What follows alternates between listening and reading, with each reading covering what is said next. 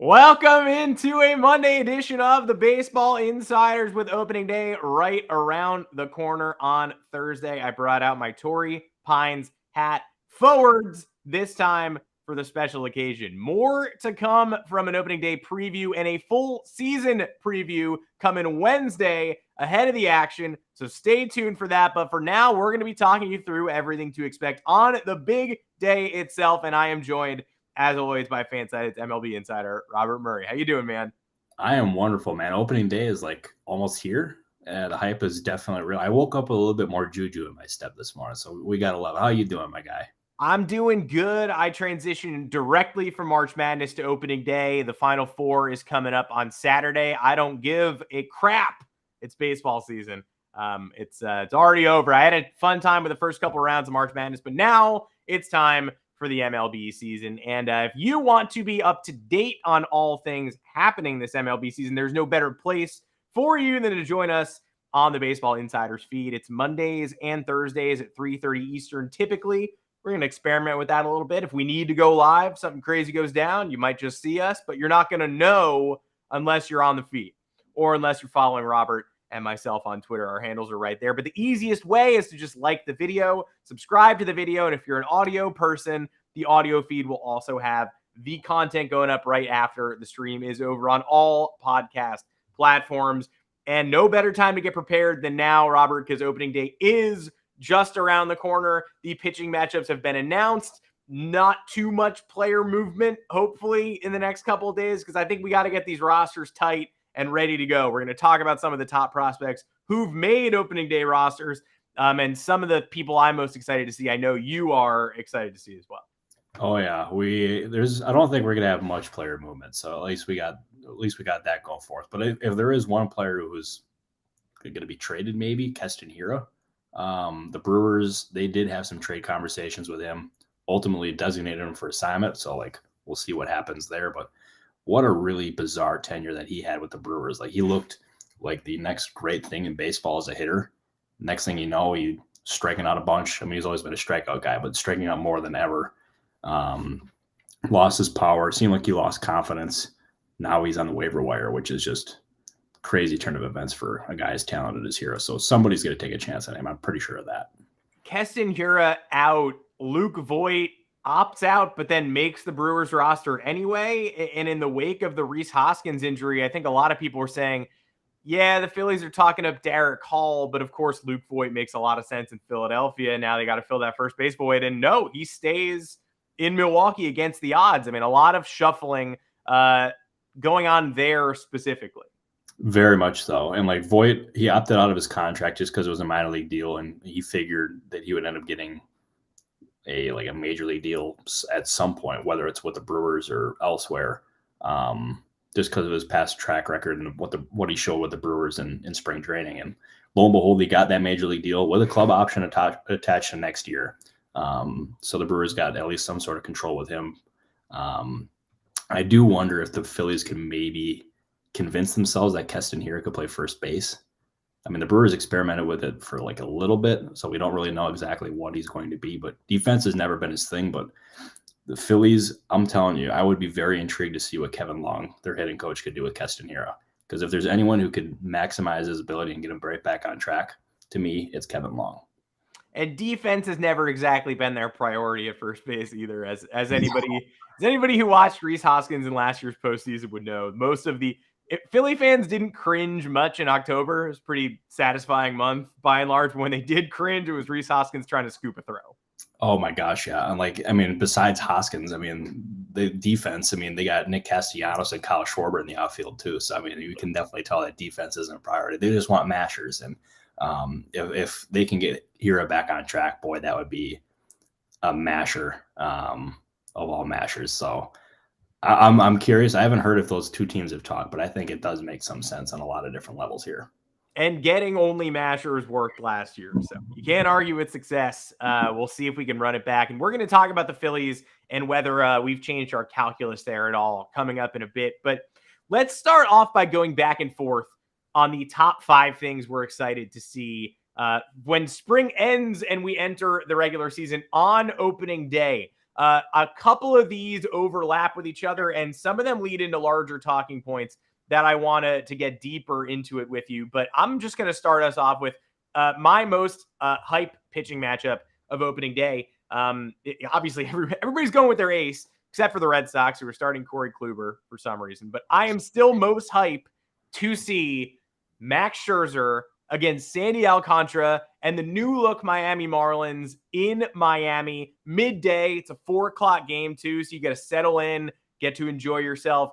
Scherzer and the pitch clock. I don't know what that's going to look like. Luis Ariz, is he going to enjoy his new home? He certainly did during the World Baseball Classic when he hit the two most exciting home runs of Team Venezuela's run.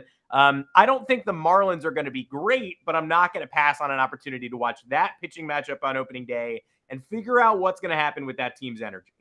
Yeah, I'm right there with you. And I will say, like, the Luis Ariz addition for the Marlins, like, at first I was a little confused. I mean, granted, he's a great hitter, but like their infield logjam is certainly they have a lot of infielders. I think that's pretty safe to say. But that pitching matchup for opening day, holy smokes, man. I know that's your favorite, and like, I mean, it's mostly everybody else's favorite. I got one that's exciting to me too, but we'll get into that shortly. But Sandy Alcantara against Max Scherzer, holy smokes. That's like, I don't know if I'm allowed to say this, but that's like basically baseball porn is what that is.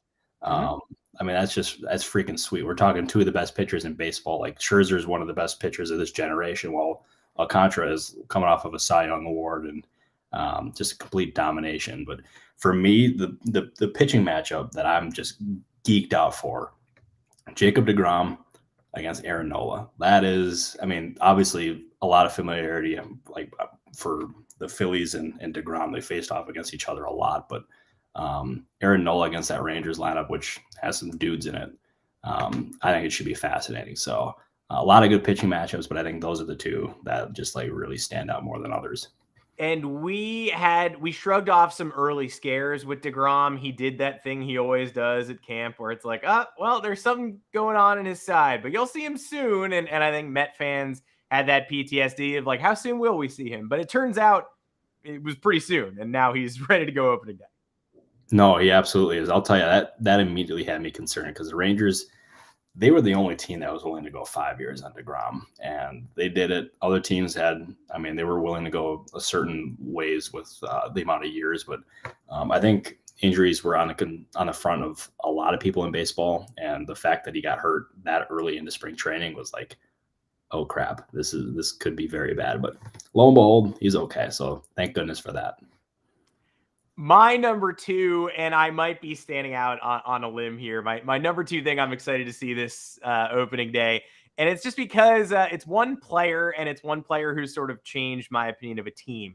You and I have been we've been endorsing the Diamondbacks offseason and the Diamondbacks front office and the work they've done a lot during this offseason. I want to see Corbin Carroll in the first game after his massive extension, which was signed. It's the first $100 million extension with that few games played in the bigs, right? That was the distinction.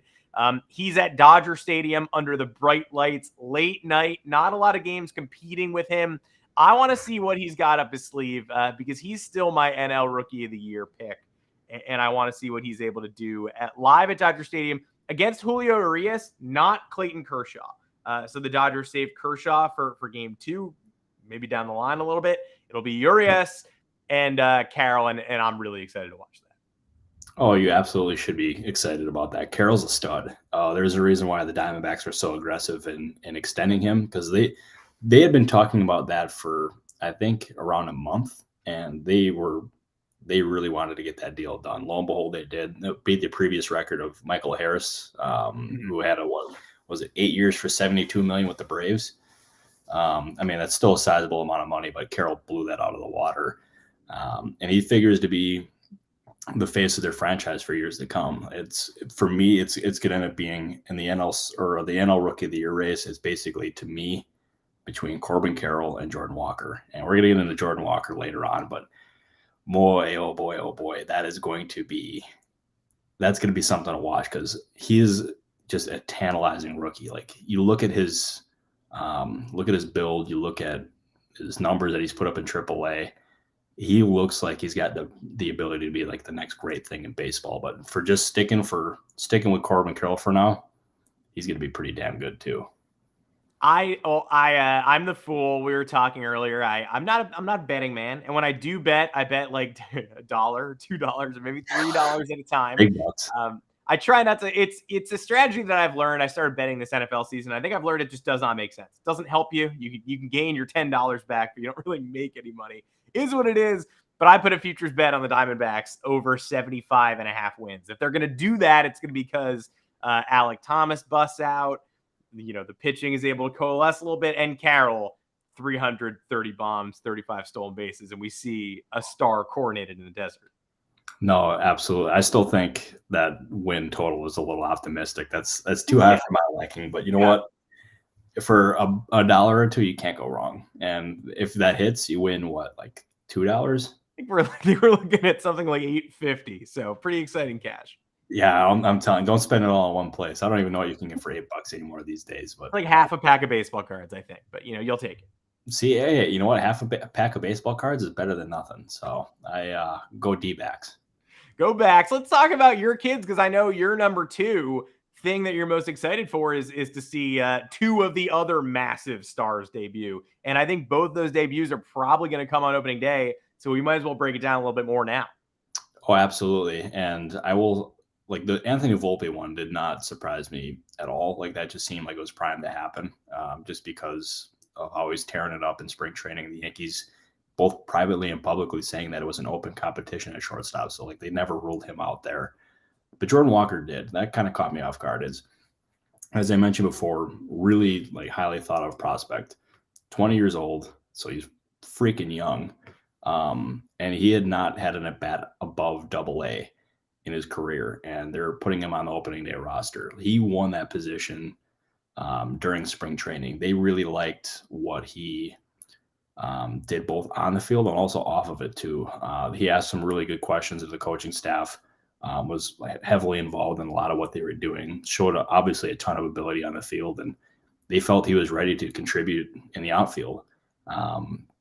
And the fact that both of those guys are debuting on opening day further shows that what the two sides, the MLBPA and also the owners, negotiated during the latest CBA negotiations was working. It was incentivizing teams to be aggressive in promoting these guys and having them on the opening day rosters. And Jordan Walker and Anthony Volpe being on the major league rosters for opening day, great thing for baseball, because in years past, I don't think this happens, but now it's a reality, and baseball is going to be just better for it. It certainly doesn't happen in the Bronx, where you don't know who overruled who, but they go out of their way to get that service time. And it would only have taken a demotion to something like April 22nd or whatnot to keep Volpe for an extra year. And for the Yankees to go that extra mile, put him on the opening day roster, you're right. They were honest with everybody the whole time. They looked him in the eyes and said, this is an open competition.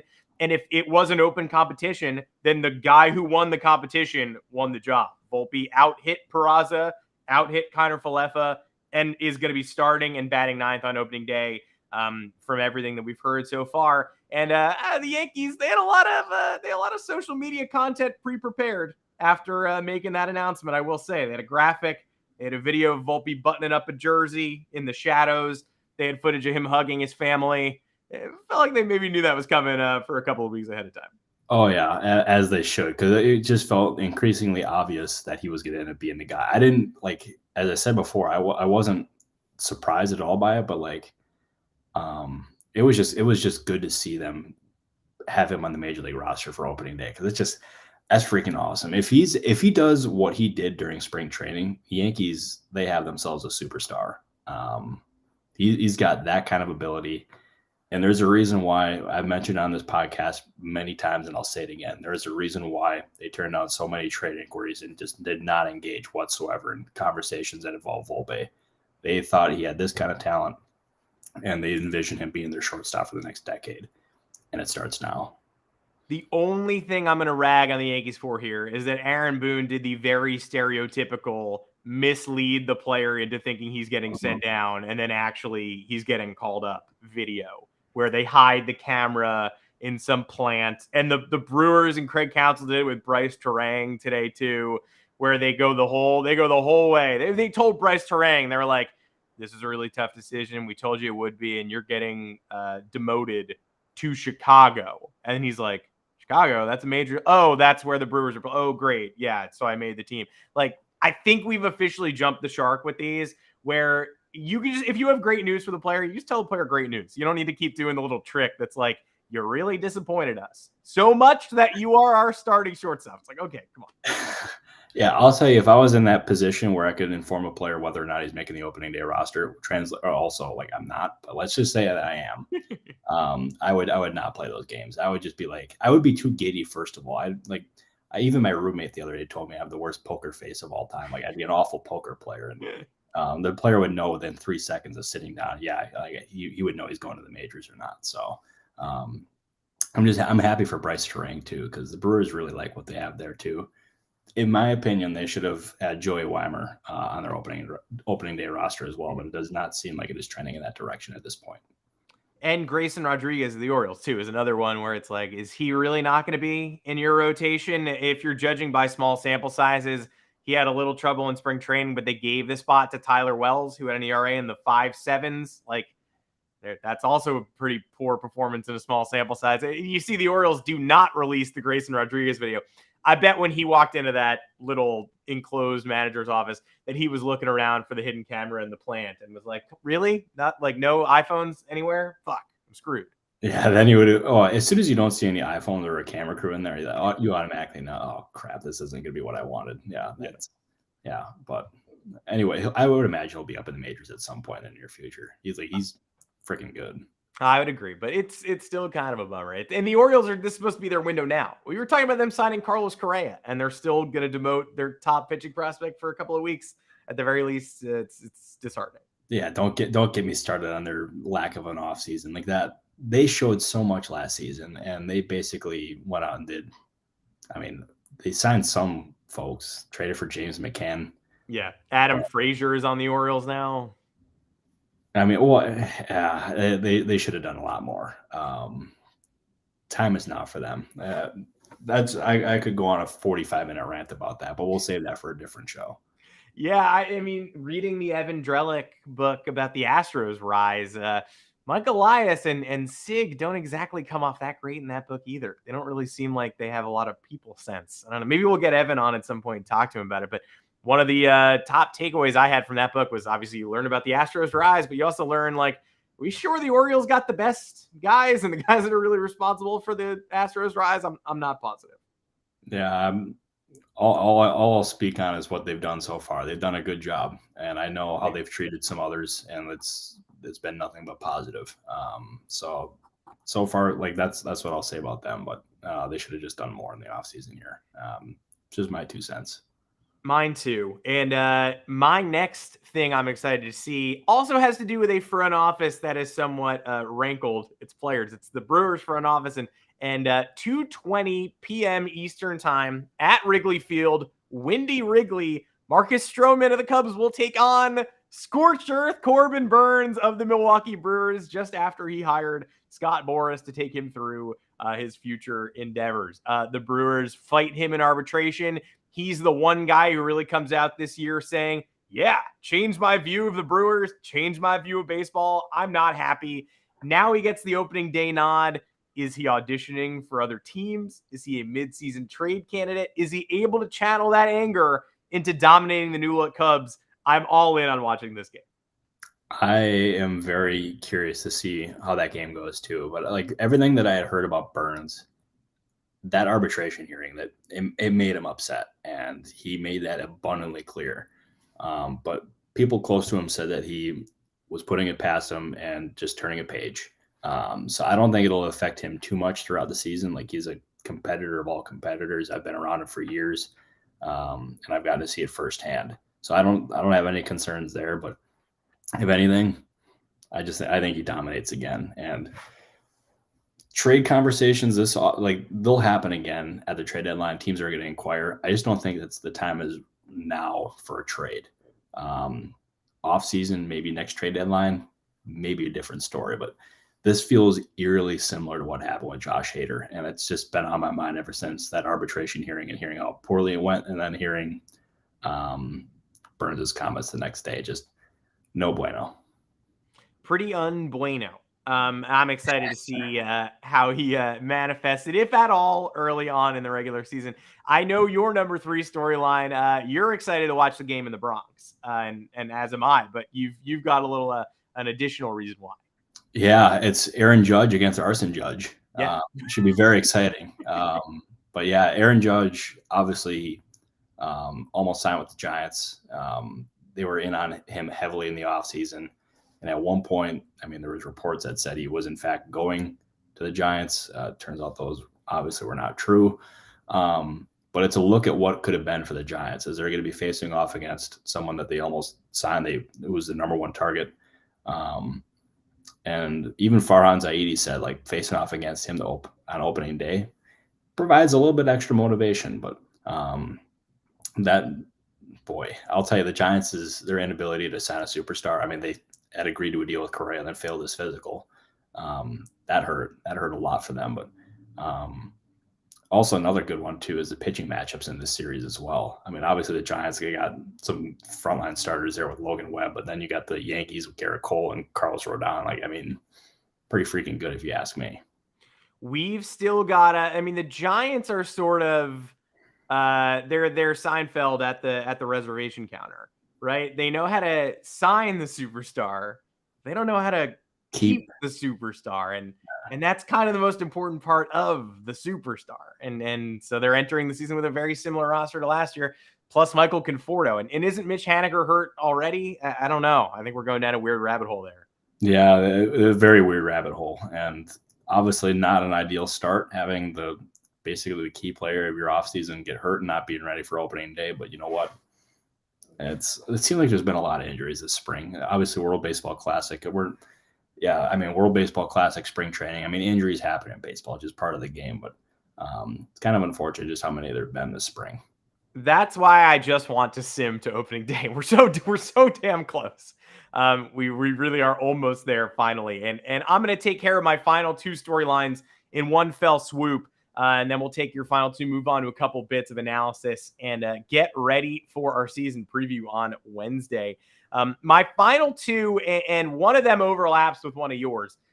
My number 4, I know it's weird, but you got the Cincinnati Reds at 4:00. Now, I know Cincinnati does opening day right. I know they blaze, like they've got this big opening day parade. They used to always kick off opening day. I am curious at how opening day in Cincinnati looks when they are a 4:00 Eastern time game. Do those streets get drunker? How are people going to handle the 3-hour gap between end of parade and first pitch? I'm intrigued, but I'm also intrigued to see Mitch Keller of the Pirates starting on opening day. A lot of people picking him to click this year and break out. And I don't know if he's going to finish the year in Pittsburgh if he does break out as much as people are predicting. So I want to see how he gets things started and how drunk the crowd is that jeers him. And my number 5 is World Baseball Classic conquering hero Shohei Ohtani, who will be facing off against the A's in Oakland. Not exactly the place where you want your sports centerpiece to be on opening day, but I know you marked this one down as well. Yeah, because I'm very curious. Obviously, like Ohtani is going to hit in that game too. He's going to pitch. How many times is he going to strike out the A's? Is he going to throw a no-hitter? And is he going to hit 3 home runs in that game? It's just, it's a recipe for disaster for the A's on opening day. And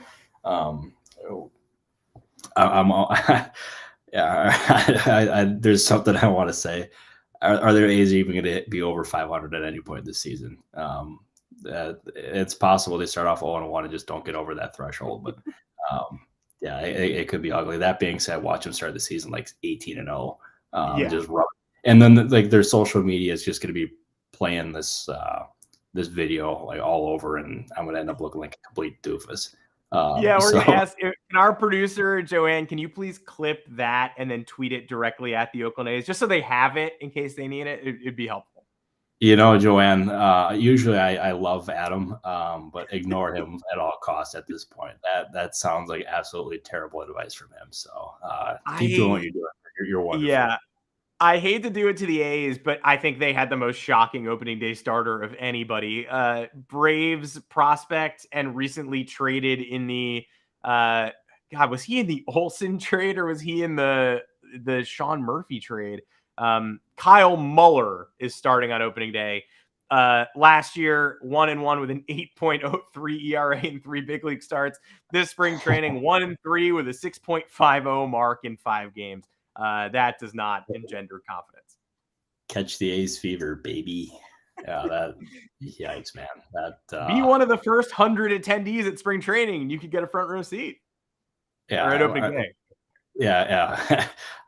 Boy, if they get an attendance over 100, that might be impressive. But I don't want to dunk on the A's too much. Very, very lovely team that they have there in Oakland. But I will, like, on a more serious note, my last thing I'm excited for on opening day is Wilson Contreras finally gets to replace Yadier Molina. I feel like that hasn't been talked about a lot in like places outside of St. Louis. Yadier Molina not being at catcher for the Cardinals is going to be freaking weird. Obviously, that's been something we've been used to for the last 2 decades. They identify Contreras as the guy that they wanted to replace him. Now he finally gets a chance, and Cardinals, like, their pitching scares me a little bit, but from an offensive perspective, they got one of the better offenses in the National League. And Yadier Molina already in manager mode. Like, we fully saw him in Team Puerto Rico's dugout looking like a manager. He is out of baseball for sure. Wilson Contreras, a lot of good stories went around this week about how he's pointing at Nolan Arenado's gold glove in the photo shoot. He wants that gold glove of his own. He's trying to be the heir to the throne, take over on defense as well as offense. And we'll see. Any chance he gets to burn the Cubbies, he certainly will. Just a couple more topics I want to talk about before we wrap it up. You mentioned the New York Yankees. They are having pitching troubles to start the year. Luis Severino joined Carlos Rodon and Frankie Montas on the IL over the weekend. Is it going to be short term? They're telling us it is. Do we believe what we hear with Luis Severino? I don't know. I never do. Montas is going to be out until mid-August. The other guys are theoretically going to be back in April, but this is already 3 out of the 5 rotation spots are different than they were supposed to be. That first series of the year features Clark Schmidt and Domingo Germán as well.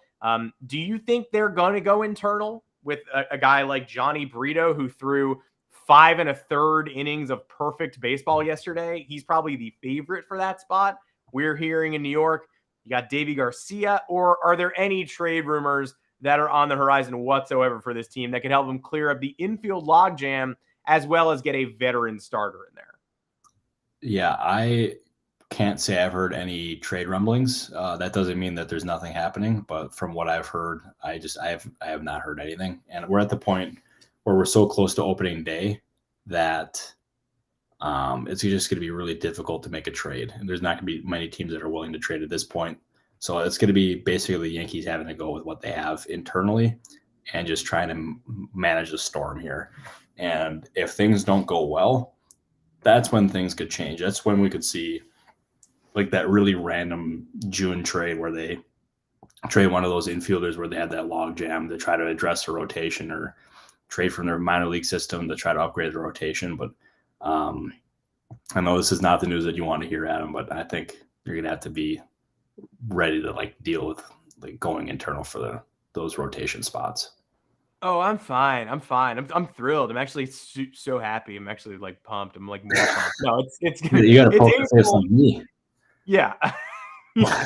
I've been training to be a manager. I've been training to deliver the news that a player is getting promoted. So I'm trying to, go completely stone faced. I think ultimately they have the amount of pitching depth where they are right now. They're going to be fine. But if they get tested one more time, they're in trouble. And then a lot of Yankee fans have their eyes on Chris Flexen of the Mariners, who looks like he's going to get squeezed out of that rotation. But at the same time, the Mariners are smart. They're looking at they're looking at the Yankees and saying, why would we trade our 6th starter to you when you've already needed 8 starters and it's March 27th? Like, we're going to need Chris Flexen. You're going to have to overwhelm us if you want him. So I would agree with you. It seems unlikely that a move is made, even a depth move like that.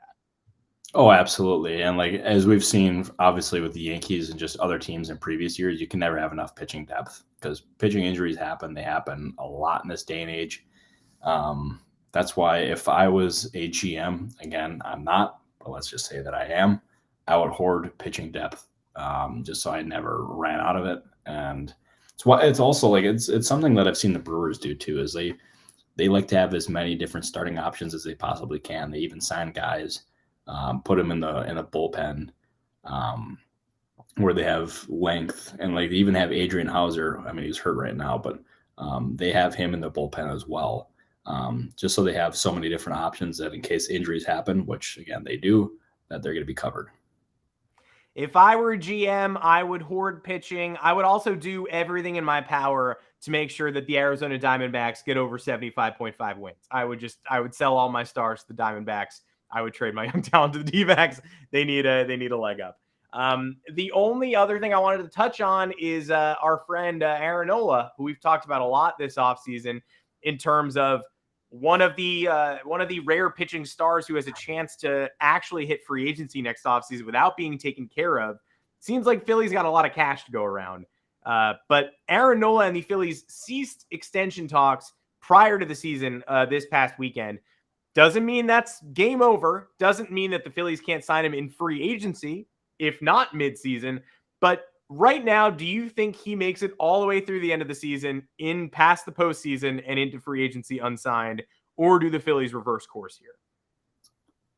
I don't think that they're going to end up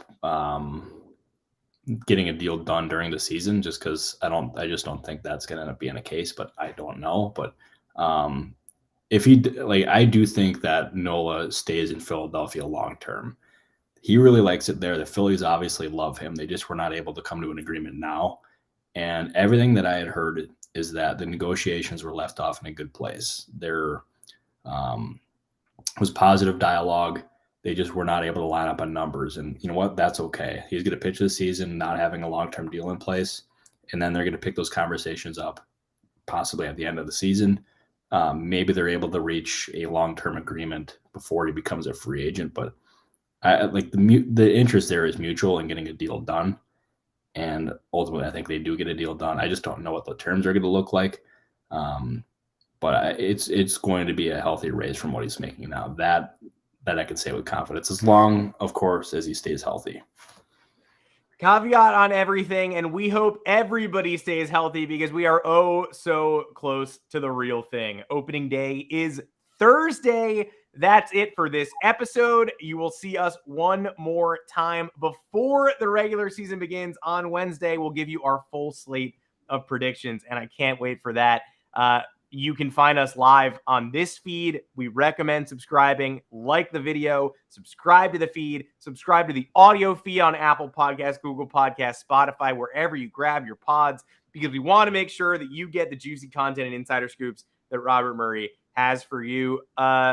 Robert, how do you watch opening day? How are you going to keep track of all of these games? Because I kind of forget what I did last year and the year before. I'm already kind of overwhelmed.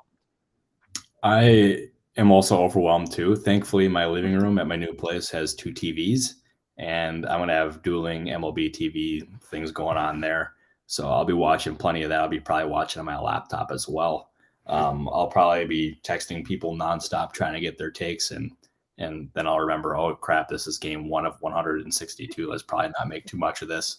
But I'm stoked. The only thing that's a little bit of a bummer is obviously I'm in Arizona, and they start off with like a 7 or 8 game road trip. So then my opening day is going to be like 2 weeks into the regular season, which kind of sucks. But you know what? Their opening series is against the Los Angeles Dodgers at Chase Field, so this gives me an excuse. I get to see Fabi Nardaya, a friend of the program, allegedly, and should be great. So what about you, Adam? What are you going to be doing? Well, and I assume when the D-backs do get home, they'll be coming home with like 13 or 14 of those 75.5 wins. So that'll be huge for me. I don't know. I'm gonna be watching the games from home, starting off with the Yanks at 1:00. But when the Mets game starts, my favorite brewery down the street, walking distance, is doing an event with Eno Saris of The Athletic. They're also releasing a baseball-themed IPA. So I think I'm going to go watch the Mets over there, go listen to some baseball chatter, and then buy a baseball beer. Then probably come home for the late ones because I can't miss Kyle Muller against Shohei Ohtani. I will not let myself sleep through that. No, how could you? I mean, Kyle Muller against Shohei Ohtani, that's a premier pitching matchup of all matchups. Like, holy smokes, Adam. But no, that should be fun. Say hi to Eno for me, by the way. Friend, he's a nice guy, friend of mine. Worked with him a few years at the Athletic. Always nice to me. So give him my love, and I can give you a couple of press box stories with Eno. Hell yeah. That'll help break the ice too. So, because he's just a good time. I love Eno. Perfect. I'll try to make it. I think I'm probably going to go. That is it. We'll all catch up with everybody and all of our viewers. We thank you, as always, for putting food on our table and joining us today. We will be back on Wednesday, new time, with all our big slate of predictions, but not a permanent time. We'll be on most Thursdays, but we're going to give you guys a break. It's opening day.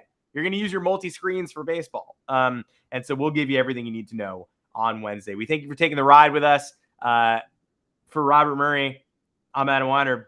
See you on Wednesday, everybody. Enjoy the season. Oh, see you on Wednesday, everybody. Let's get weird, baby. Let's go.